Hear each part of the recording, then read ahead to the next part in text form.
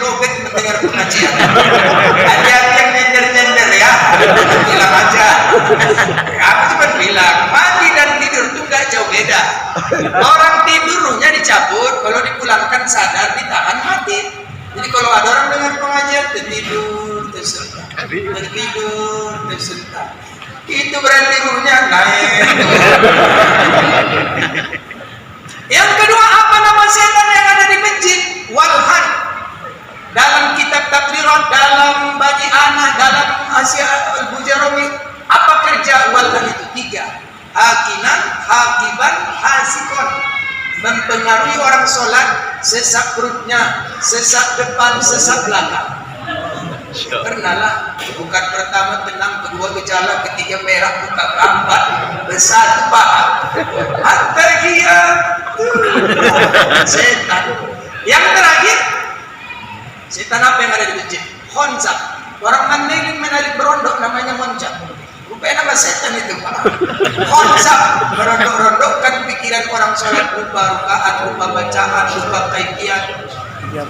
Nanti mudah-mudahan channel YouTube ini bermanfaat untuk umat, memberi pencerahan untuk umat.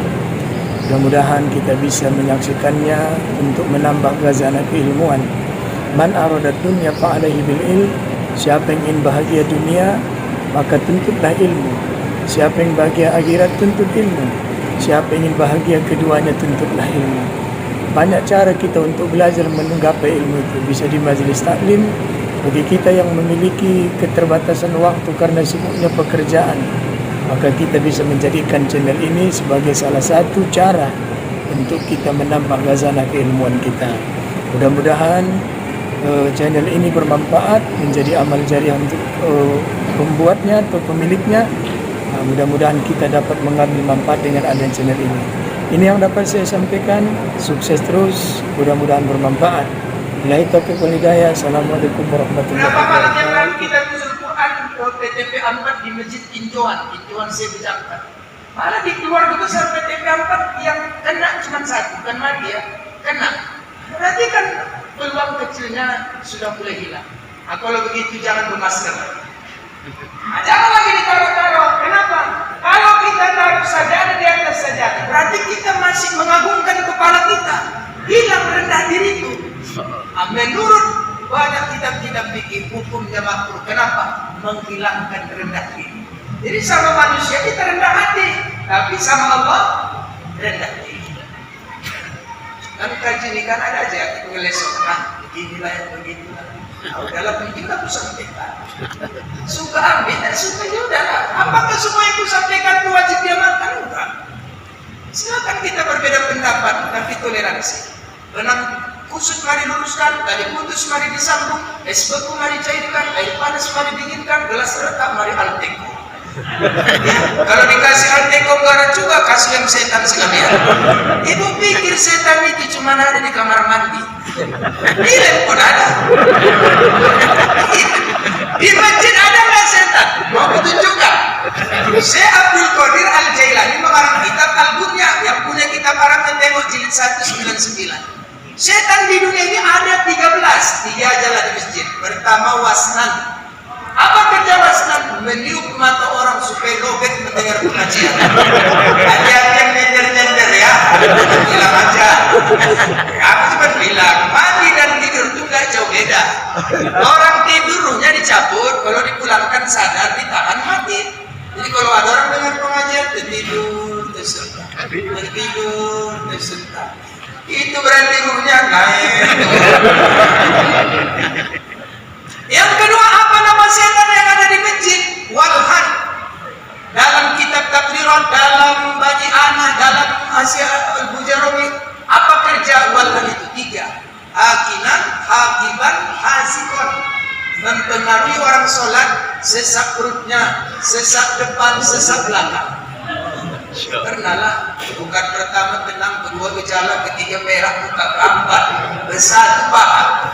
Antargia, setan. Yang terakhir, setan apa yang ada di masjid? Khonzak. Orang Mandailing menalik berondok namanya Monjak. Rupanya nama setan itu Pak. Konsep merondok-rondokkan pikiran orang sholat lupa rakaat, lupa bacaan, lupa kaifiat. Nabi pernah sholat dengan sahabat. Nabi imam, sahabat makmum. Tiba-tiba 2 rakaat Nabi bersalam sholat zuhur. Gak ada sahabat yang berani menegur. Dalam pandangan mereka mungkin dah turun wahyu. Sholat zuhur disingkat jadi 2 rakaat. Udah salam Nabi diam aja. Datang sahabat namanya Suryandin.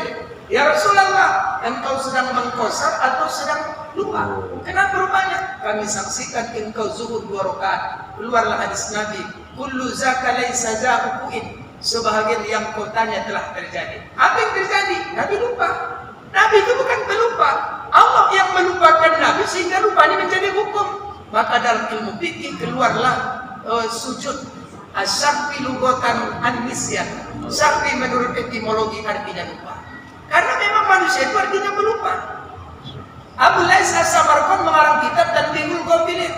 Manusia terdiri dari 2 kata, man orang, nesia lupa. Man nesia manusia, artinya orang yang suka lupa. Arti manusia itu pelupa. Ada nggak obat supaya tidak pelupa? 2 aja, ada dikasih Ustaz 1. Dalam kitab Al-Jami' As-Shaghir Jalaluddin As-Suyuti, man sholat duha rakaataini, siapa yang sholat duha minimal 2 rakaat setiap pagi, lam yuktab minal ghafilin. Tuhan janji dia tak pikun sampai mati. Satu lagi, apa itu? 6.666 ayat. Menurut Sayyid Alawi dalam wa huwa bil ufuqil a'la. Itu semua ayat itu diterima Nabi melalui perantara Jibril. Urutannya Allah, malaikat, Nabi Muhammad, kita. Seluruh ayat itu diterima Nabi melalui perantara malaikat Jibril. Hanya 1 ayat dalam Al-Quran yang Nabi langsung menerimanya dari Allah tanpa melalui perantara malaikat. Aku yakin semua dapat itu, tapi tak tahu itu dia. Yang mana itu?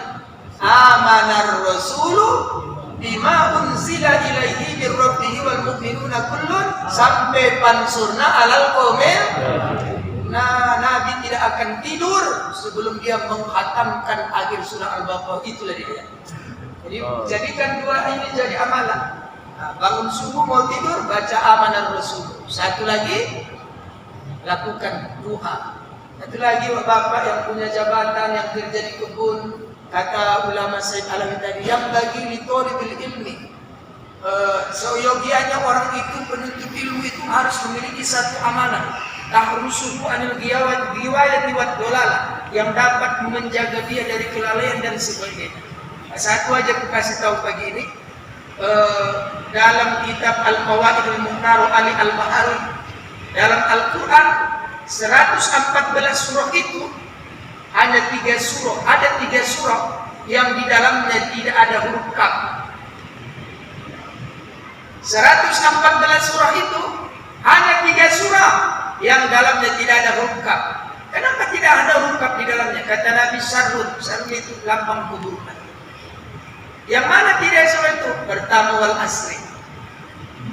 Ada situ kaf. Wal asri innal insana lafi khusr illa alladziina aamanu wa 'amilus shalihat wa tawassaw bil haqq wa tawassaw bis sabr. Yang kedua li'ilafi Quraisy.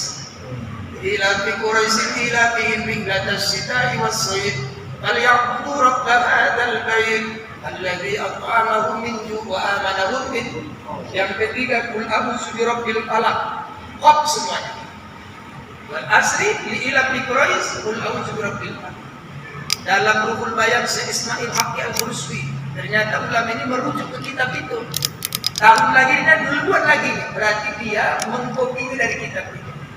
Siapa yang menjadikan 3 surah itu sebagai amalan rutinnya, minimal dibaca pagi dan tidur, dia aman dari segala keburukan zahir dan batin kepadanya. Baca itu dia amalkan. Subuh sekali-sekali aja. Wal asri li'ila fi Quraisy qul a'udzu birabbil. Dulu kami di Purba itu Pak, ada namanya belajar faedah. Jadi kalau udah mau keluar mau pulang, faedah kataku, muat siapkan itu tulisan. Siapa yang baca gini-gini? Nanti di mana kitabnya dia enggak tahu. Dan satu lagi guru itu mengasih amalan, jangan tanya-tanya untuk apa. Baca aja. Kalau ditanya marah dia. Baca saja. Cuman belakangan nanti baru dikasih tahu. Jadi kalian amalkan yang begini-gini itu dulu. Kitabnya di sini di halaman sekian fadilah. Jadi kalau dikasih tahu duluan, orang akan beramal karena itu. Jadi amalkan saja. Ya Bapak Ibu, jamaah yang dimuliakan Allah. Sedikit lagi penutup ini ya. Aku kalau udah megang ini nggak tahu turun sebenarnya, karena waktu udah lama. Itu udah 2 penceramahnya apa lagi? Ya sempat ada ketiga lagi, ada lagi. Udahlah penutup deh.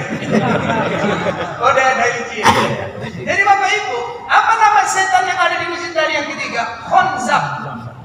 Khonzab itu apa? Merondok-rondokkan pikiran orang. Dalam Ittihafus Sadatil Muttaqin, sahabat bertanya kepada Nabi, "Ya Rasul, apa yang kudapat dalam salatku?" Kata Nabi, "Laisa lil abdi fi salatihi illa ma aqala minha." Tak ada yang diperoleh seorang hamba dalam salatnya kecuali apa yang dipikirkannya. Kalau ibu pikirkan telekom orang, telekomlah dapat ibu. Makanya datang ke masjid itu jangan pakai telekom taman bunga. Ibu nyaman di belakang menghayal. Allahu Akbar, Bismillahirrahmanirrahim. Main hati cantik kan itu telekom kamarnya. Di mana agaknya dibilang jadi kurasa. Oh terakhir lupa dan apa yang dibaca. Sedangkan kita pun mau kayak gitu.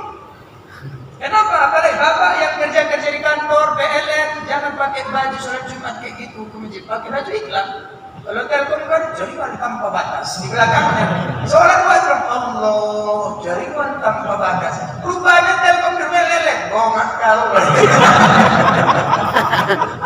Rusak sholat orang-orang itu. Maka di sebagian ulama menyuruh licing mata walaupun makruh.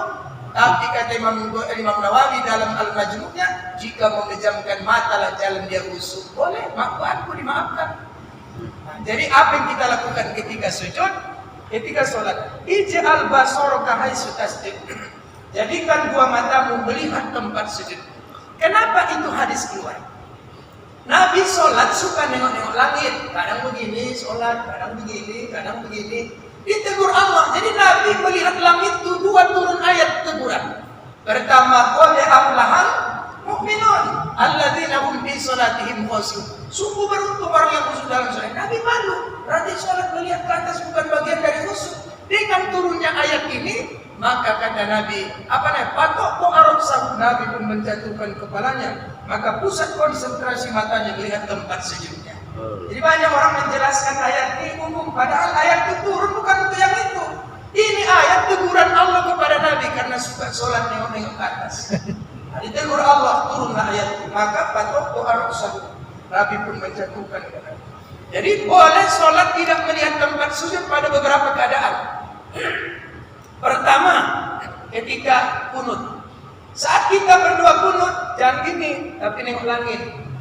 Kenapa? Li'annaha al-qiblatud doa, karena langit itu adalah kiblatnya soal doa. Jadi kalau berdoa itu, Allahumma hdina fiman hadait, amin. Itu yang pertama. Kemudian kapan kita boleh tidak melihat tempat sujud? Ketika tasawuf. Jadi saat kita tasawuf, mata tidak melihat tempat sujud, tapi mata melihat ujung ke ujung. Kapan nengoknya? Tergantung pahamnya lah. Dalam Al-Fiqhu al-Mazahib al-Arba'ah, kalau ikut pendapat Hambali langsung At-tahiyatul barakatuh sholawatu thayyibatu lillah. Kalau ikut Hanafi, ada nama Allah naik, enggak ada turun, ada naik, enggak ada turun, ada naik, enggak ada turun. Kalau ikut pendapat Maliki, tahrikur kasih. Nah, ini gini-gini tangan itu. Kalau ikut pendapat Syafi'i, Allah, at-tahiyatul barakatuh sholawatu thayyibatu asyhadu an la ilaha illallah. Kalau usah ribut lama begini oke, begini oke. Kalau yang mau putar-putar nggak usah, itu yang belum dapat. Mana tahu ada kita bawa salahku yang putar-putar dari mana? Kalau begini, aku diam. Jadi kalau mau putar-putar, tak berada jalan. Sama mengangkat tangan tuh. Ada begini, ada di sini begini, ada begini, ada begini, ada begini. Hanya anak muda pun tengok sekarang.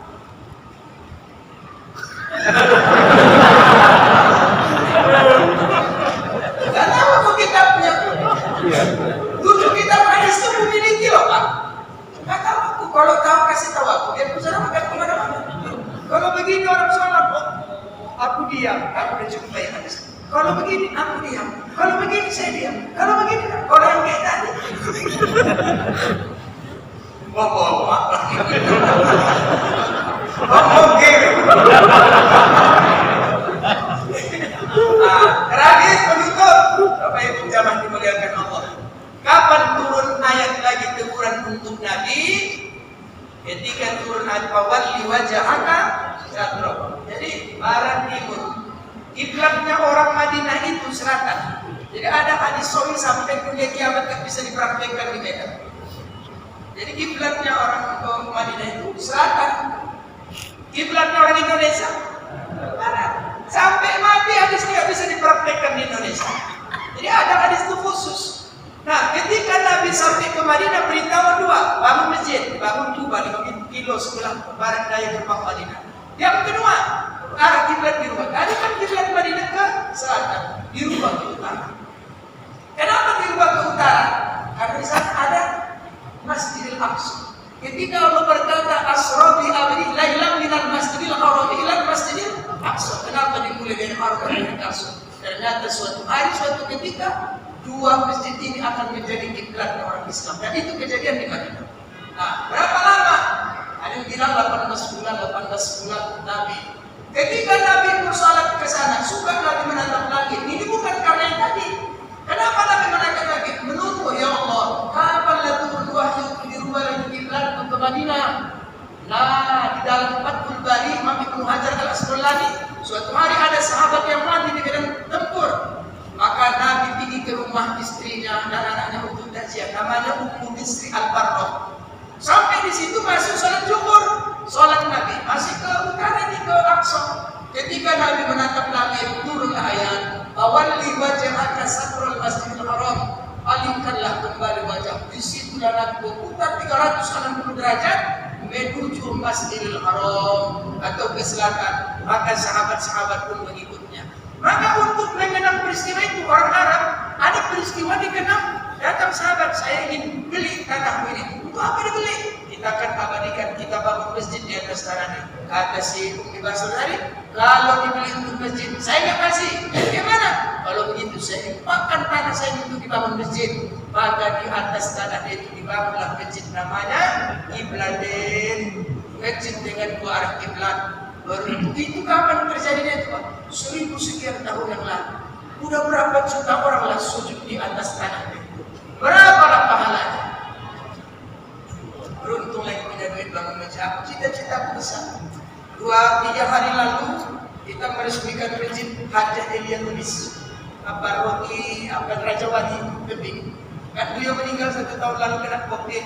Rupanya beliau punya cita-cita bangun masjid, bangun rumah tapis. Semalam diresmikan 9 buka puasa di Wali Kota. Nah, saya tengok apa yang diceritakan Bapak. Inilah cita-cita beliau proses bangun masjid. Cantik masjidnya sekalian rumah tapis.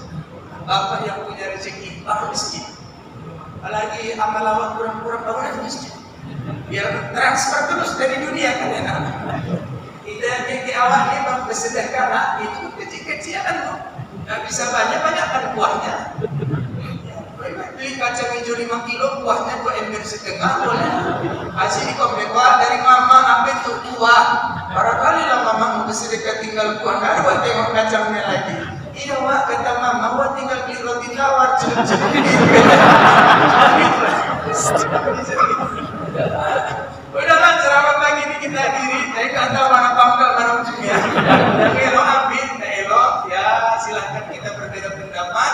Tapi jangan saling menyalahkan supaya toleransi baik, silaturahim baik. Mudah-mudahan kita akhiri Ramadan ini.